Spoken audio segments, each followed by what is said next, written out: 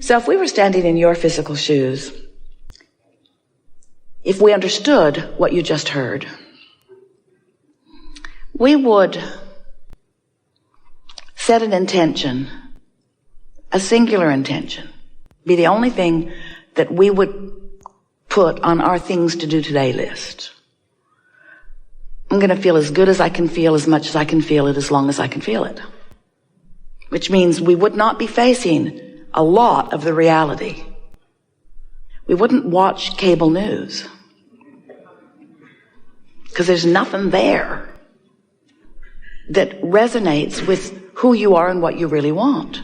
Oh, it's informative, reaches all around the world, and a lot of people feel that they need to be informed of what they do not want in order to protect themselves from it. And we acknowledge that it is helpful to know what you don't want so that you can know what you do want. But you get way carried away with the knowing what you don't want part of the equation. So we try to simplify it for you by saying, you were source energy before you came into this physical body, and a part of you came into this physical body, and this part of you came in. We're talking fast because we know you've heard it many times. Part of you comes in that physical body, and you explore the contrast, and you know what you don't want, you know what you do want, and you send off rockets of desire. And every time you send off a rocket of desire, that rocket of desire becomes a permanent resident of your vortex of creation. And the source within you becomes vibrationally aligned with that new leading edge desire that you have ferreted out from the contrast that you have so decidedly chosen to live when you made the decision to come into this physical body. So you've launched a rocket of desire, but you've done more than that. From your physical format, you have caused the larger part of you to expand, and the larger part of you, that inner being part of you that was you before you were you in your physical body, that still is you even though you are in this physical body, this non-physical counterpart, this inner being, this source part of you has evolved because of what you've just lived. And as that part of you has evolved because of what you've just lived, now you have a choice of whether to keep up with that evolution or not. And that's what your emotions are. The better you keep up with the expansion that you have carved out of this life experience, the better you feel.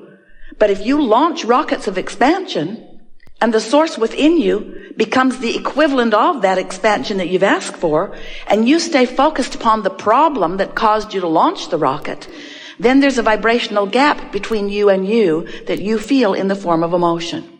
But that's okay, because that's step one. You knew that that was essential. You knew that it was necessary to know what you don't want in order to know what you do want. And you also knew that it was logical for you to be more of a vibrational match to what is than to what is coming next, because what is has a lot of your attention. Have you noticed? Because you can see what is, and you can hear what is, and you can smell what is, and you can taste what is, and you can feel what is. It's so real. It's why you want to call it reality. This is real. We say, yes, but it's temporary, and it's the bouncing off place from where you are.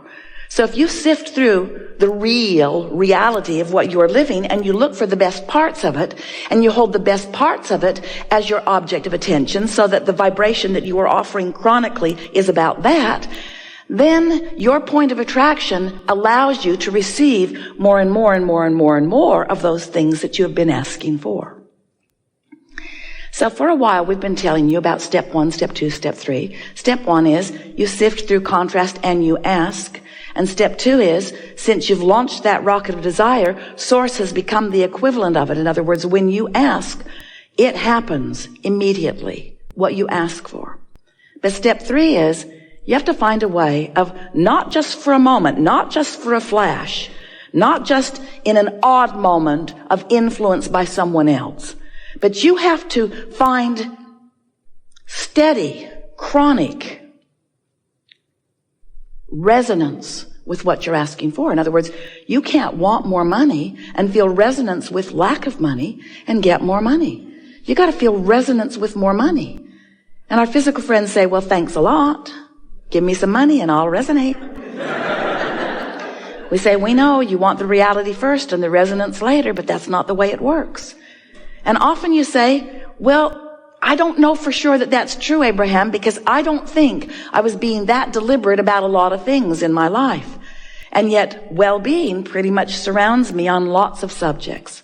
And we say that is because the well-being is the dominant part of that which you are about.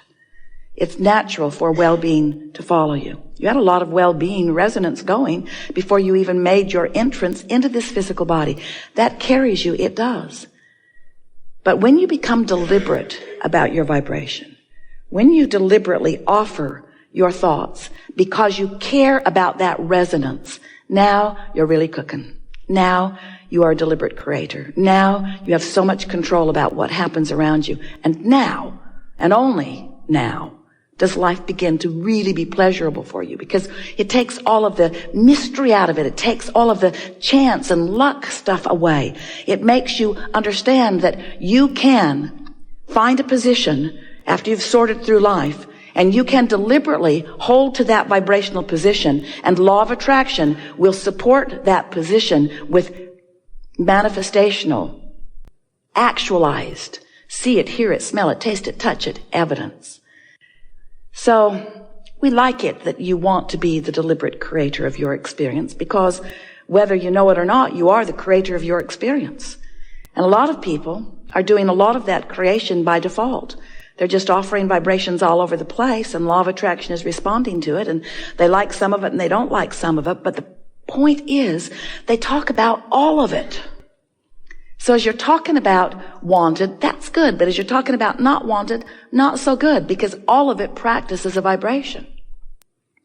And sometimes without even meaning to, you practice a vibration that causes that step 3 part, that allowing part, not to happen. Oh, you want it. You want it so much. You want it so much, and Source has delivered it so fully. But you're not seeing it. You're not realizing it. It's not evidential to you yet because you're vibrationally off signal. Esther and those back at the office in San Antonio had a really wonderful experience in the last couple of months, because there's a beautiful water feature there. It's man-made. The well pumps the water up to the headwaters, and then it flows down a beautiful stream with some falls and trickles into a big pond down at the bottom. And there's a filter that filters it and keeps the water clear and keeps the fish in the pond happy. But it wasn't filtering, and the pond was not clear, and the fish weren't happy. Something was wrong. And so the pool people came out, and they just assumed that there was something wrong with the filter, so they put a bigger, stronger one in, but it just worked harder and harder, and the pond was still not clearing. The pressure was building in this tank, way more than it should have been. Esther went into the pump house and didn't want to stay because it felt to her that that pump was about to blow up, and she didn't want to be in there with it when it did.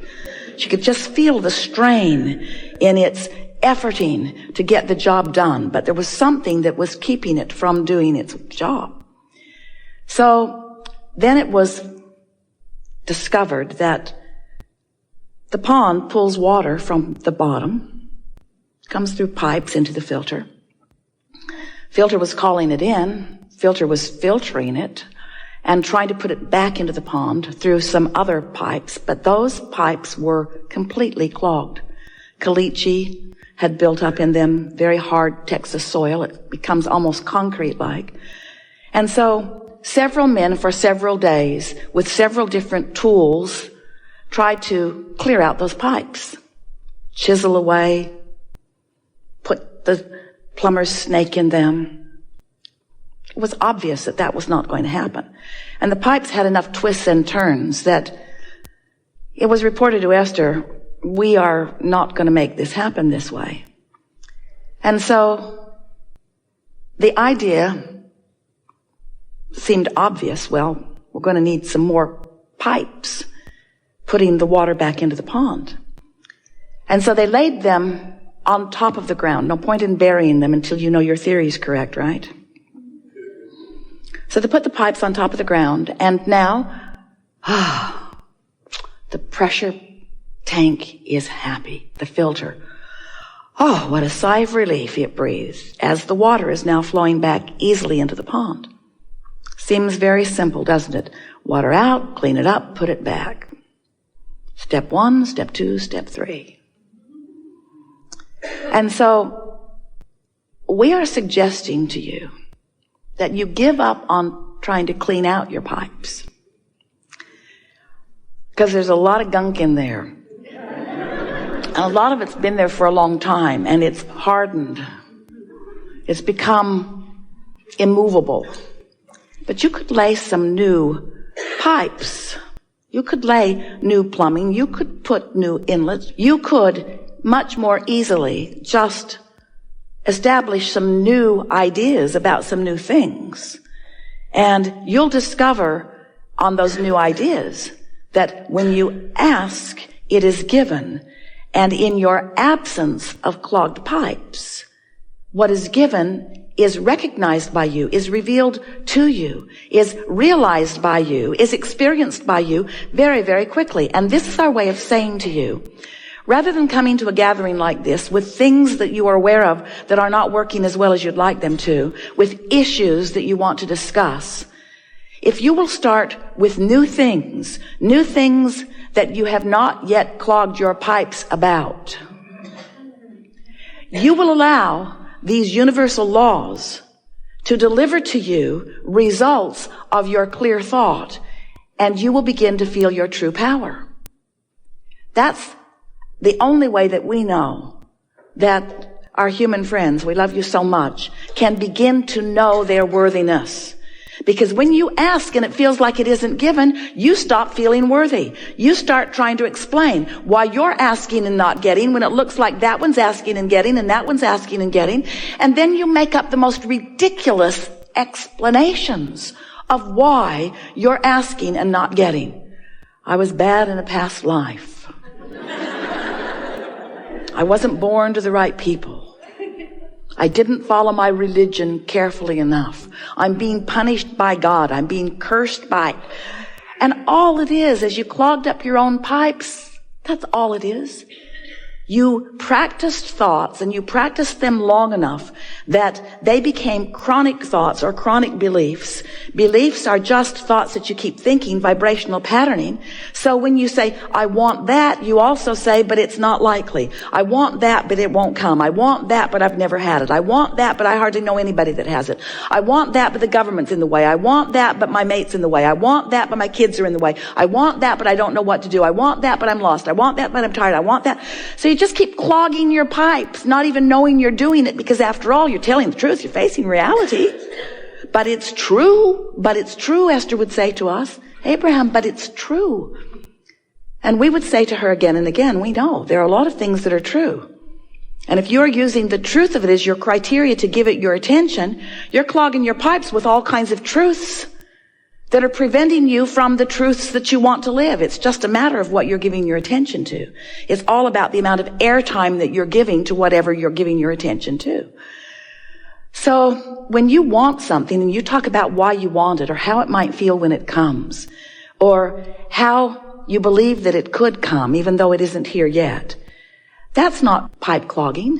That's laying new avenues for what you want to flow to you.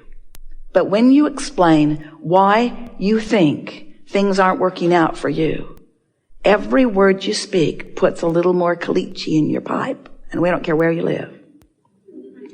Puts a little bit more of that obstacle in your way. So we like that analogy. Like all analogies, there is no perfect analogy. But we want you to realize that you are the creator of your own reality and that you get to choose what you are giving your attention to. And the more choices you make that feel good when you make them, the clearer your flow. And the more easy it is for you to be in the vibrational place to feel the inspiration so that what you want can begin to flow into your experience. You know how it works? That you ask, and it becomes a vibrational reality first. Our physical friends say, well, that's not very exciting to me. I don't want a vibrational reality. I want a real reality. I want one that I can experience with my physical senses and that others can observe as they look at me. And we say, well, then what you've got to do is figure out what you're doing with your point of attraction, because you put it into the vortex, and the vortex has been gathering all of the cooperative components for everything that you want and is delivering it back to you.